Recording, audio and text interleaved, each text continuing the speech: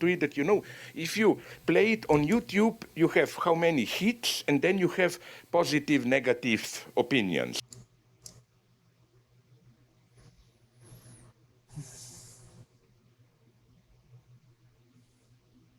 I'd like to welcome Slavoj Žižek.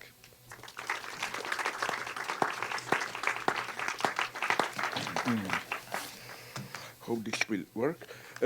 Thanks very much. I'm honored to be here, and I also prefer the situation today where there is at least a hope that we will do, a chance that we will do more theory and so on. But I don't want to disappoint you too much, because I was nonetheless told that the public is not only philosophers.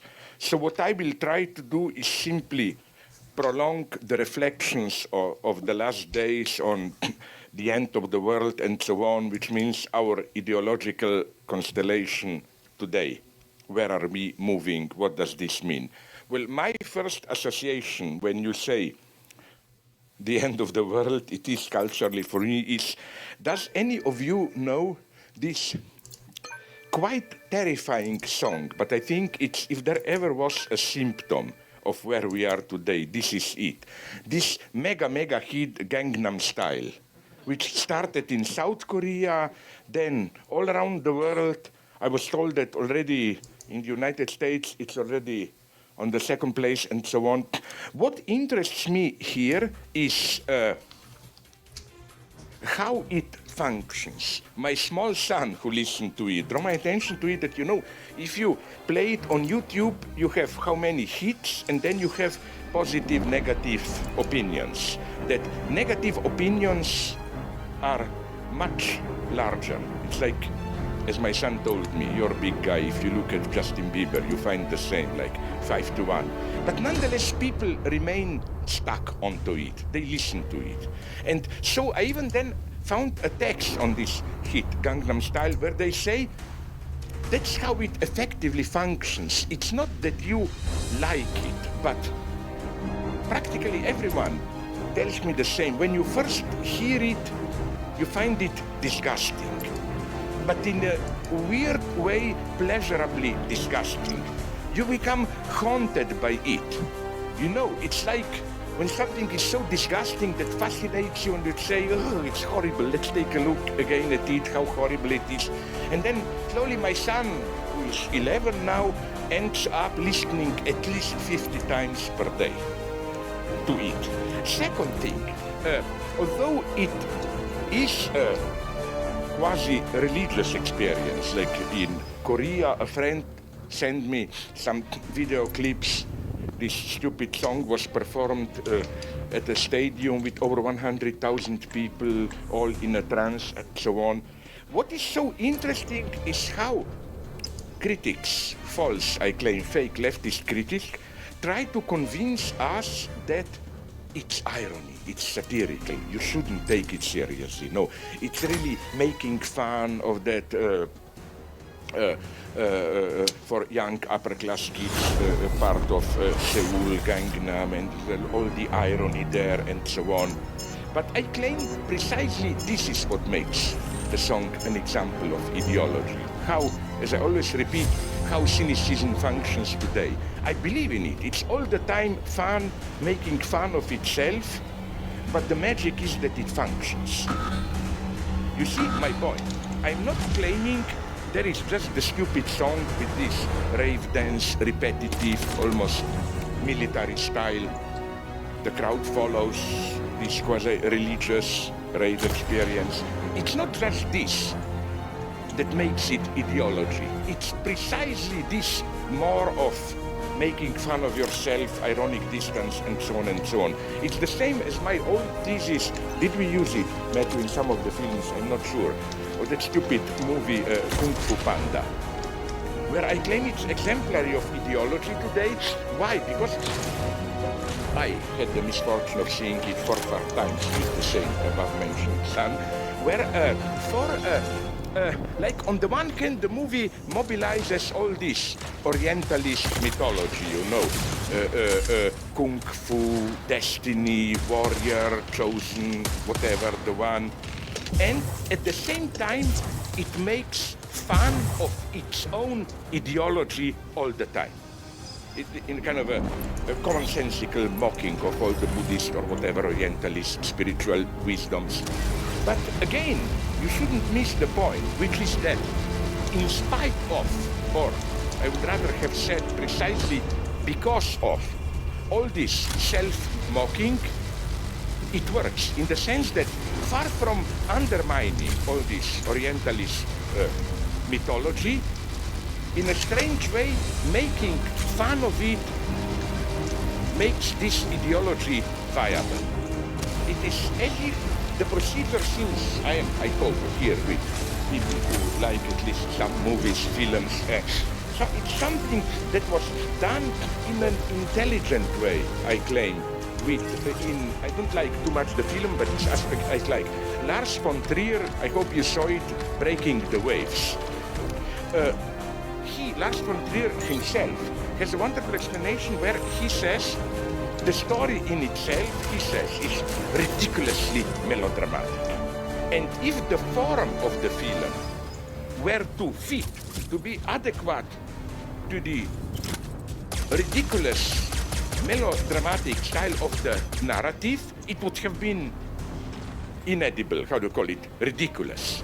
So he says that's why he opted, you may remember it if you saw the film, for this quasi-documentary handheld camera, shortcuts and so on, a style which is totally out of sync with the mega-romantic narrative. He said very nicely that this quasi-documentary style functions like some kind of a screen which softens and makes palpable so that you can take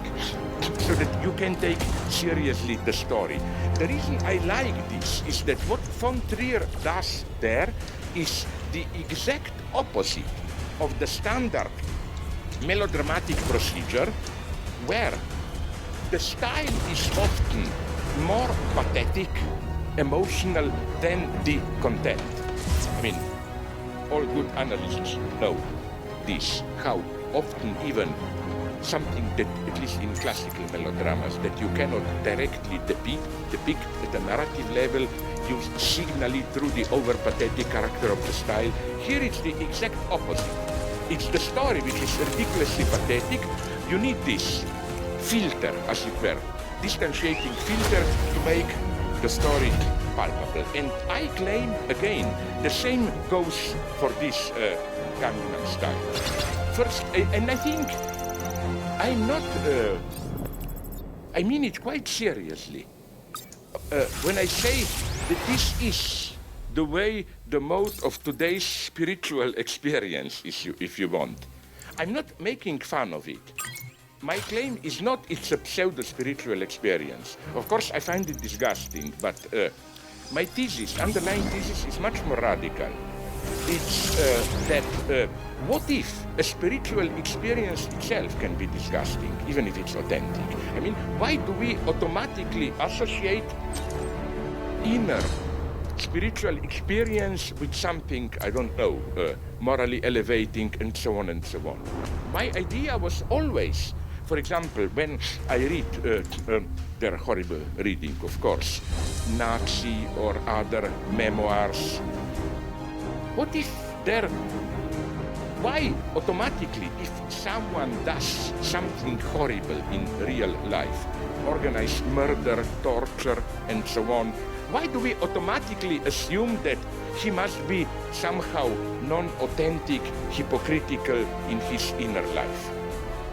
This is, I know, very sad news, pessimist news, but I'm more and more convinced of it. Now, let me present you, as part of this line of thought, another experience which brought me a lot of hatred in my own country. Already, I developed this in some of my books, where I propose the line of, like, no ethnic cleansing without poetry. Literally. You know why I took this path? Because I got a little bit tired with this eternal motive which you find from Levinas to Adorno, all of them, or even many generally people of culture, of blaming us philosophers. You know, the idea is political totalitarianism. For example, Emmanuel Levinas says this clearly. Political totalitarianism is grounded in philosophical notion of totality. You think you have access to total, absolute knowledge, you know totality, and this justifies you then to brutally impose your vision on reality. I claim, okay, maybe, although I doubt it deeply. Because if you look closely, now at a naive, empirical level even, if you look closely at most of, not even most of actual so-called totalitarianisms, you will see that the spontaneous ideology of totalitarianism is always historicist relativism, you know. For example, if there was someone who was not philosophically totalitarian, it's Adolf Hitler. Read Mein Kampf. It's a horrible book, pretty boring, but it's worth reading. Because you see that his attitude was not man master of universe. His attitude was, man is just a tiny dust of nature, we are totally exposed to nature, we will perish, disappear, and so on. It's total historicist relativism, and so on and so on. So what I'm saying is then, why, even I had some problems with, even with theorists of deconstruction, who also claim that kind of a metaphysics of identity sticking to absolute values, again, in some way grounds totalitarianism and so on. Now, look, for example, at the time of the French Revolution, and you will see that the defenders of ancien regime were historicists. They claim we have, you know, their line was the one of, how is he called, the great critic of French Revolution, Edmund Burke or who? Burke, yeah. You know, the idea is we all live within a certain particular tradition which is ultimately contingent, but the worst thing we can do is to just relativize this tradition which is contingent and impose some eternal values and so on. It was the revolutionaries who were much more metaphysical in the sense that no, there are natural rights of man. If anything, the conflict between Burke and partisans of French Revolution was a conflict between a historicist and kind of absolutists, no eternal values, natural rights, and so on. Here, I think, it's a nice example of how precisely the reference to an absolute can open up the space of freedom. But let me go on with this idea, ethnic cleansing and so on. Let me be serious now. I'm not crazy. Don't be afraid. I mean, there are poets who really are poets. They are absolute. I mean, but not so many as people think. Like, I don't know, in the 20th century, if you mention, I don't know, Paul Celan or whatever. But did you notice, nonetheless, how many of undoubtedly great modernist poets were pretty close to fascism or whatever? Eliot, what is my trauma here? This one.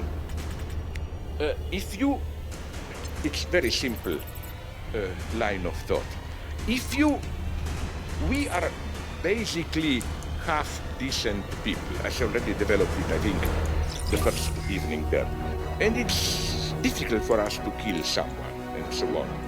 So you need some kind of absolute mythic, poetic, religious vision, again, to function as a screen, to make it possible. Here I agree, partially, not totally. I'm not part of that today's materialism of Harris and Hitchens and so on. But I basically agree with what Steven Weinberg, I think, said somewhere, that without religion, bad people would be doing bad things and good people good things. You need something like religion to make good people do bad things. I can tell you that this is what happened in my own country, for example. You know the story, ex-Yugoslavia, ethnic cleansing, and so on. I think it's not an accident, a chance that the leader of Bosnian Serbs is Radovan Karadzic, a poet. And I'm not blaming just the Serbs. If you look at other ex